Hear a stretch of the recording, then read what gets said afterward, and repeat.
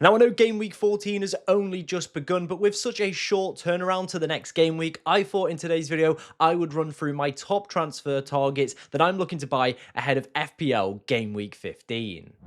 Now, before we dive into today's video, of course, if you do enjoy any of the content that you see on the channel, please be sure to like, comment, and subscribe as we're trying to hit 22,000 subscribers before the end of the year, and it is only possible with your amazing support. As you can see on screen right now is the data from 11fi. If you've watched any of my transfer targets videos in the past, you do know I absolutely love to use this stuff. It's just a really good marker for finding teams you need to be obviously looking to buy into, and of course, teams you probably want to be looking to sell off in the next few weeks. If you want to go check it out for yourself, there is a link to their website in the description. As you can see on screen right now, we're going to run through the clean sheet projections first. Arsenal, no real surprise to see over the next few weeks. They are really fancy for some clean sheets. I think if Saliba and Gabriel are potentially back for game week 16, I really think a lot of people are going to be looking to jump back into that Arsenal defense as well. I honestly, at the moment, I've only got Raya for Arsenal. I would personally be looking to try and get another one in game week 16 with my 5 free transfers. I'm probably going to go and get Timber, or I would go and get Gabriel if he's fit and available. Because yeah, I just think Arsenal at the moment, they look absolutely ridiculously good defensively. And I think their numbers as well are just still looking absolutely fantastic over the next few weeks. City, I think, was a prime example of why you don't buy Manchester City defenders. Number one is rotation. Number two, they do just concede a lot of weird and random goals. Like, I know a lot of the Fulham goals today were just super low XG opportunities. But still, if you'd have had one of their defenders, they would have come away with, like a -1 or a 0 potentially as well, with them conceding 4 today. Despite some good fixtures over the next few weeks, I still wouldn't feel very confident buying into that Manchester City defence, in my personal opinion. Same goes with probably Liverpool at the moment. I know they've got some good fixtures in there, but I don't think Virgil van Dijk, for me personally, is probably going to be a player I'm going to be looking to pick up over the next few weeks. Maybe if they sort things out and they do start to look a little bit better defensively, probably not going to be a team I probably will be looking to go for. Interestingly, I think Newcastle and Chelsea definitely will be two defences I want to invest in over the next few weeks. I watched a lot of the Newcastle game today. It's still taking place. That's why I'm keep looking down on my phone. It's in the second half, deep into the second half. Lewis Hall looked really good on set pieces, was in the box, like massively passing the eye test. He could be a great option. Obviously, you've got Chow, who everyone's bought in this week, Liveramento in the mix as well. There are so many high quality top players, and maybe I do think Lewis Hall, with him being on corners and of course being close to DEFCON today, could also be a fantastic option that people want to go for, in my personal opinion. Like, he just looks really good. Like I said, the set piece delivery is just absolutely incredible. So I think he could be a potential player where we want to look at some decent projected clean sheets over the next few weeks as well. Same goes with Chelsea, right? I think they're really going under the radar. Picks like Chalobah and Sanchez, I think, have been kind of, just mass kind of disregarded in recent weeks. But honestly, I think they could be pretty decent pickups, to be honest. So I wouldn't mind them, obviously, looking at them. I think for the next few weeks, obviously, if you stuck with Senesi, you're probably not going to play him in game week 15 or 16. Interestingly as well, Bournemouth are just on a really poor run of form at the moment. I think that's now 4 or 5 without a win. It's just not what you want to see from a side where a lot of us do, of course, have a double up as well. It's not ideal, not a great situation where you really want to be going for it either. So doesn't feel like an ideal, obviously, side to probably be holding a player for.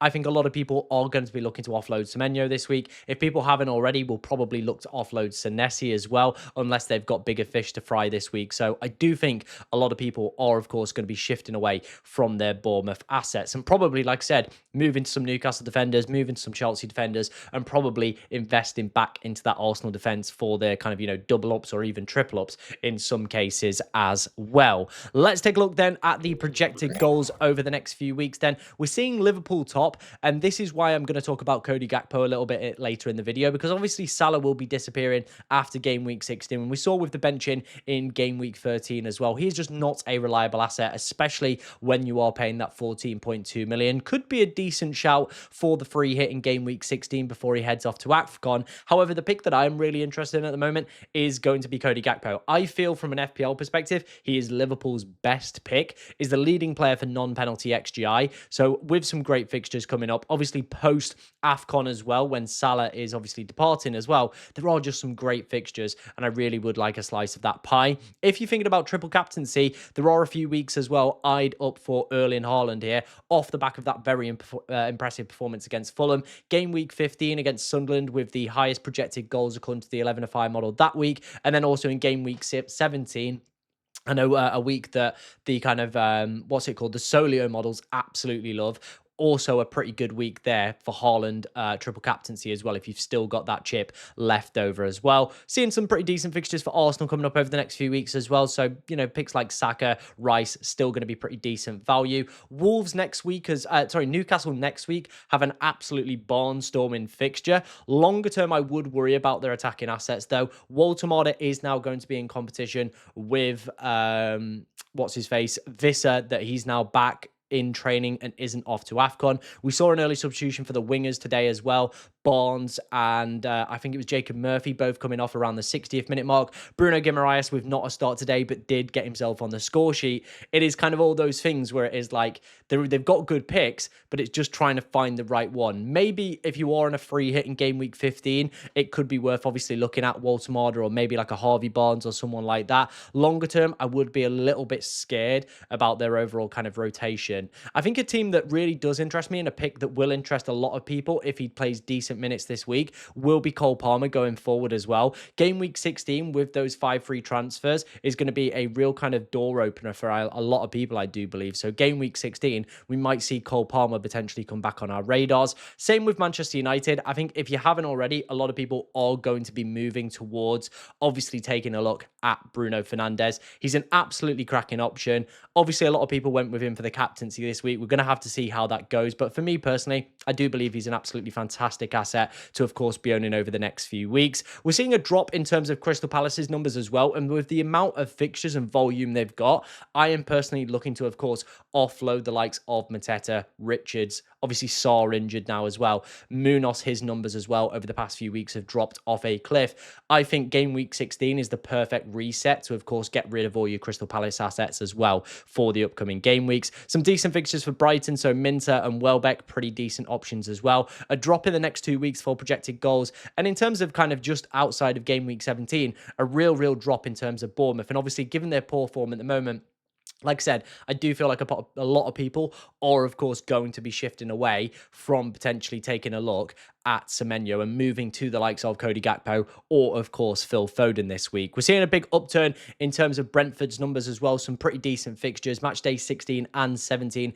they're best with Wolves and Leeds in those weeks. Wolves, interestingly as well, have conceded the most penalties since the 21-22 season. Brentford have won the second most penalties during that time period. That, for me, just feels like a game where, of course, Brentford are going to win a penalty against a side that do concede so many as well. Like I said, that is the data from 11-5. If you want to go and take a look at it for yourself, I will leave a link in the description so you can go and check it out for yourself. And let's go and look at some player picks. With Anton Semenyo blanking yet again, making it 6 games now without an attacking return, I think people are going to be looking to mass sell him this week. And of course, with Phil Foden having back-to-back mega hauls, I think a lot of people are going to be making this move this week. Phil Foden, interestingly, his minutes have been insane so far this season. Obviously, the usual connotation around Manchester City players is they are heavily rotated. You know, they're in and out of the side. And I do think that could still happen. However, at this moment in time, Phil Foden has still been absolutely magnificent in terms of his minutes. And obviously, the returns now are coming as well. Back-to-back huge mega hauls for Phil Foden. And the goals that he's scoring are just classic Phil Foden. And when he gets himself into these grooves, these purple patches that he goes through in his career, he honestly is unstoppable at times, genuinely unstoppable and unplayable as well. Honestly, one of the best picks in the game. The big concern I do have is I do think maybe Manchester City were thinking maybe some early substitutions this week, or maybe the plan all along was potentially a benching for some of their players against Sunderland at home.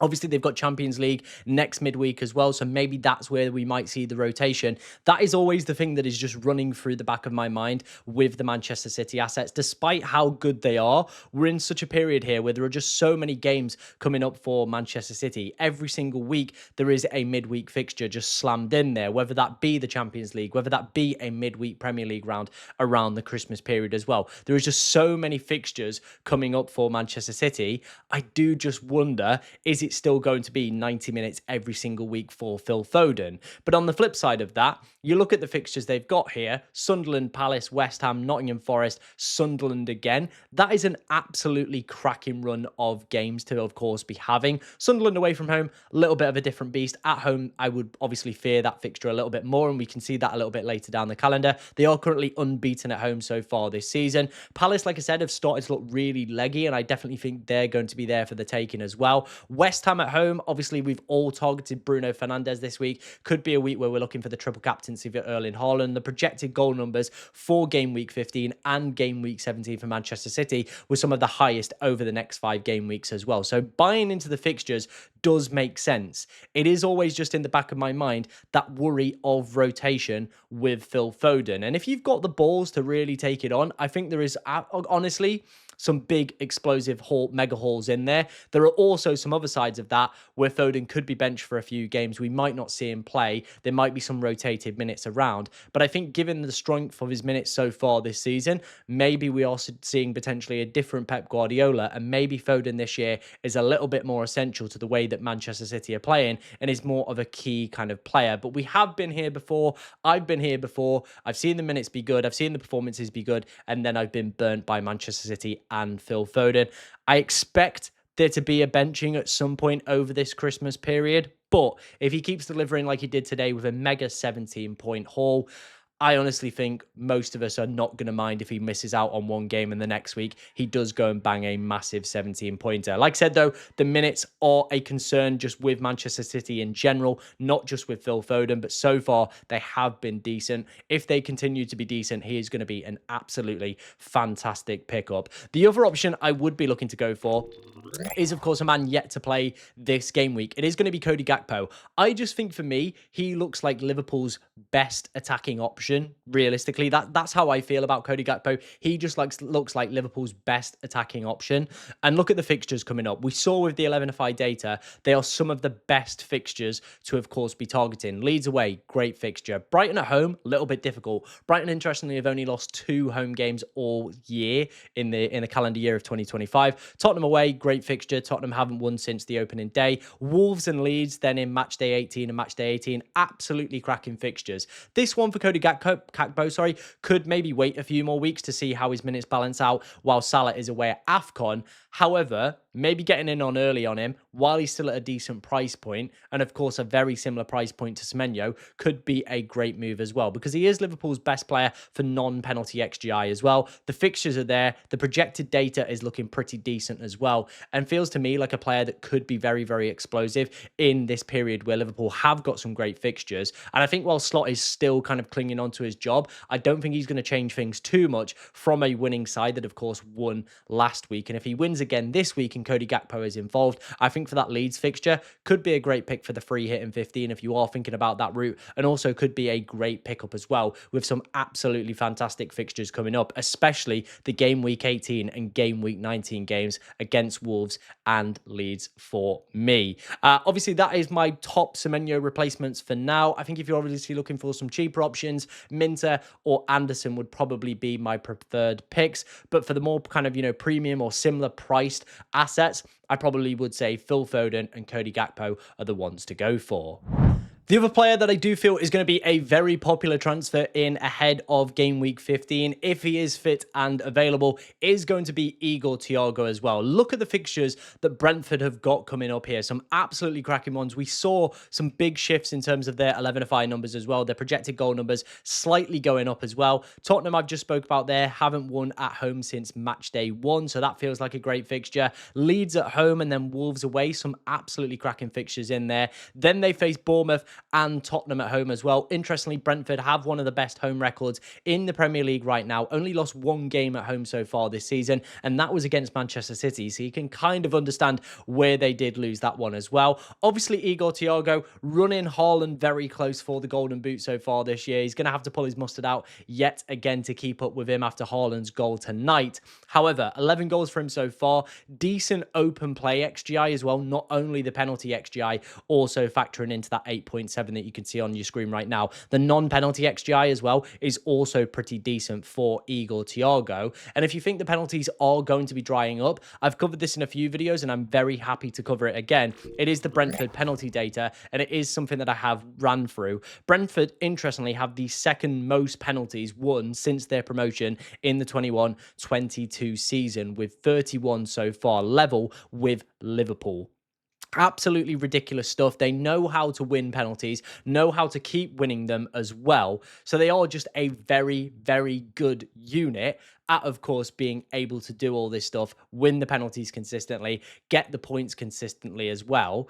And I do just think at the moment, Spurs are there for the taking. Like, they're a really, really vulnerable side. I think the pressure is starting to build on Thomas Frank as well. Like, there's just so much going against him at the moment. I feel like, to be honest, like his old club going and beating him and battering him, really, really could see it on the card. So I think, like I said, the fixtures for Igor Thiago, the fact that Brentford consistently win win penalties and having their penalty taker makes complete sense for me. Then you get game week 16 of Leeds, a cracking fixture. Game week 17 against Wolves as well. Just some honestly insane fixtures in there that I think are really going to benefit. And I can see this guy's ownership absolutely skyrocketing in game week 15 and, of course, in game week 16 when we get our AFCON transfers as well. Because honestly, it's going to be absolutely ridiculous. And I think, obviously, we've seen that shift with Palace's numbers dropping off around game week 15, game week 16, and Brentford's obviously coming to fruition. You see the Leeds at home, you see the Wolves away. They're obviously very investable fixtures. So I think even if you aren't going to bring Thiago in this week,